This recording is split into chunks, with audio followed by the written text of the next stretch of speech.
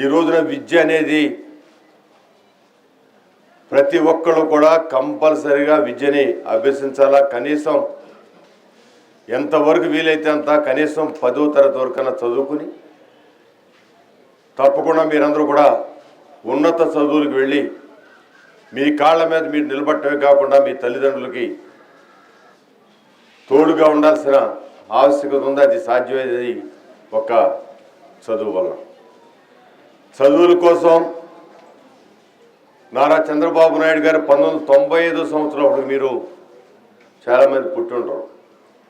ఆ రోజు ముఖ్యమంత్రిగా అయిన తర్వాత అనేకమైన సంస్కరణలు తీసుకొచ్చి పుట్టిన ప్రతి బిడ్డ కూడా చదువుకోవాలి, చదివించకపోతే తల్లిదండ్రులు నేరంగా భావిస్తామని చెప్పి తల్లిదండ్రుల్ని ఒప్పించి ప్రతి ఒక్కళ్ళు కూడా చదువుకునే విధంగా చదువుకుంటూ మధ్యలో ఆగిపోకుండా అనేకమైన సౌకర్యాలు మిడ్ డే మీల్స్ అని రకరకాల అట్రాక్టివ్ స్కీమ్స్ మీ పిల్లల్ని మంచి వాతావరణం సృష్టించడానికి ఏర్పాటు చేయడమే కాకుండా భవన నిర్మాణాలన్నీ కూడా మౌలిక సదుపాయాలన్నీ కూడా ఆయన హయాంలోనే ప్రతి స్కూల్కి బిల్డింగ్లు ఇవన్నీ కూడా రావడం జరిగింది.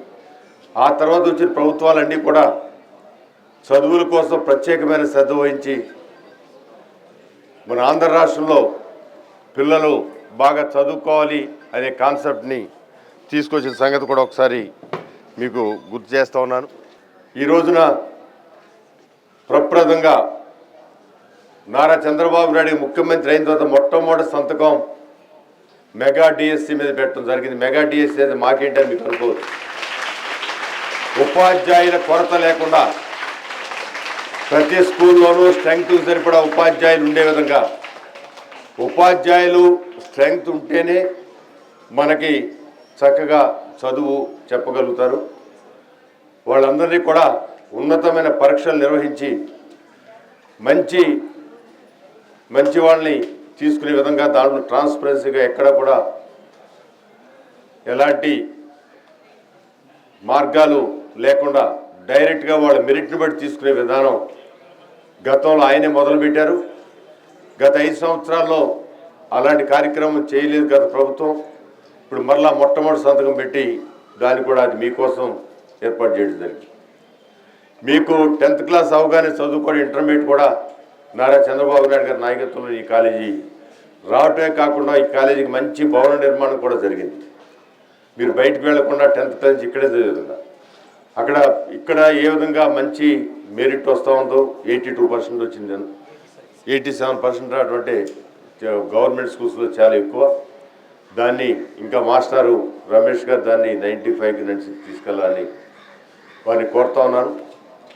దీనికి కూడా ఈ కాలేజీలో చదివిన చాలా పర్యాయాలు 100% రిజల్ట్స్ రావటం, దాంట్లో చదివిన వాళ్ళు ఉన్నత చదువులు కూడా వెళ్ళటం, వాళ్ళు పెద్ద పెద్ద ఆల్ ఇండియా ర్యాంకులు కూడా తెచ్చుకోవడం, ఆల్ ఇండియా టెస్ట్లో కూడా పాస్ అయ్యి దానికి ఉన్నత చదువులకు వెళ్ళడం జరిగింది. అదేవిధంగా మంచి క్రీడా ప్రాంగణం కూడా నారా చంద్రబాబు నాయుడు గారు అక్కడ కట్టించడం జరిగింది 3 కోట్ల రూపాయలతో. దానిని మధ్యలో ప్రైవేట్ పరం చేసి కొంచెం ఇబ్బంది పెట్టారు. అలాంటివి లేకుండా ఇక పిల్లలు ఆడుకోవడానికి అనుకూలంగా ఉండే విధంగా ఈ గ్రౌండ్లో కూడా చాలా మార్పులు చేయడం జరిగింది. పిల్లలకి కావాల్సిన మౌలిక సదుపాయాలు కల్పించడంలో మన ముఖ్యమంత్రి దిట్టా. మీరు చదువుకుని ఉద్యోగాలు వచ్చే సమయానికి ప్రతి సంవత్సరం కూడా 5 లక్షల ఉద్యోగాలు కల్పించాలి, 5 లక్షల మంది ఉద్యోగాలు వచ్చే అవకాశం కల్పించాలని చెప్పి దృఢ నిశ్చయంతో ముందుకు వెళ్తున్న ముఖ్యమంత్రి నారా చంద్రబాబు నాయుడు గారు. అంటే 5 సంవత్సరాల్లో 25 లక్షల ఉద్యోగాలు, 5 సంవత్సరాల్లో 25 లక్షల ఉద్యోగాలు ఇప్పించాలని చెప్పి ఆయన తప్పుతూ ఉన్నారు. ఒక్కసారి ఉద్యోగాలు అంటూ వస్తే మన రాష్ట్రం యొక్క అభివృద్ధి కూడా పెరుగుతుంది. ఒక ఉద్యోగం వస్తే ఆ ఉద్యోగం ద్వారా కుటుంబం ఆర్థికంగా బలోపేతం అవటే కాకుండా తద్వారా అది సమాజంలో కూడా అనేకమైన అభివృద్ధి కార్యక్రమాలకి మూల కారణం అవుతుంది. కాబట్టి మీ అందరికీ మరొకసారి మనస్ఫూర్తిగా ఆశీస్సులు తెలియజేస్తూ మీ అందరినీ కోరేది, చదివినన్ని రోజులు మీరు కూడా చదువు మీద కాన్సన్ట్రేట్ చేసి ఈ చదువు చదివేది మన కోసం, మన కుటుంబం కోసం, మన దేశం కోసం, మన రాష్ట్రం కోసం అనే భావంతో అందరూ కూడా బాగా అత్యధిక మార్కులతో ఉత్తీర్ణులు అవటమే కాకుండా నేషనల్ కాంపిటీషన్లో మీరందరూ కూడా మంచి సీట్లు పొందే విధంగా తయారవ్వాలని, ఇక్కడ అలాంటి అవకాశాలు ఈ స్కూల్ కూడా మంచి పేరు ఉంది గతం నుంచి కూడా. ఈ స్కూల్ పేరును నిలిపే విధంగా, ఈ ప్రాంతం యొక్క దాన్ని నిలిపే విధంగా మీరందరూ బాగా చదువుకోవాలి మనస్ఫూర్తిగా మీ అందరినీ ఆశీర్వదిస్తూ ఈరోజు ఈ కార్యక్రమానికి నాకు అవకాశం కల్పించిన హెచ్ఎం గారికి, ఎంఈఓ గారికి మరొకసారి కృతజ్ఞతలు తెలియజేస్తూ సెలవు తీసుకుంటున్నాను.